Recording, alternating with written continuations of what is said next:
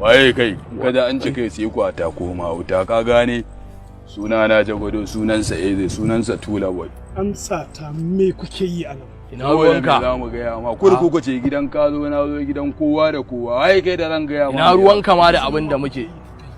ku iya bakin ku wallahi sarkin kuke faɗa wannan wallahi uban ku za ku ci a gidan nan ka ji na faɗa ba idan ka sake zagin marana ta farko a gidan nan na tsiyaye ma wannan gidan na rantsi sai na tsiyaye ma ɗayan ba wani sarki sai Allah to ba ku isa ba kamar yadda na gaya muku ku yi wani abu a gidan nan ba tare da izini na ba kuma ya zama dole duk abin da za ka yi sai ka nemi izini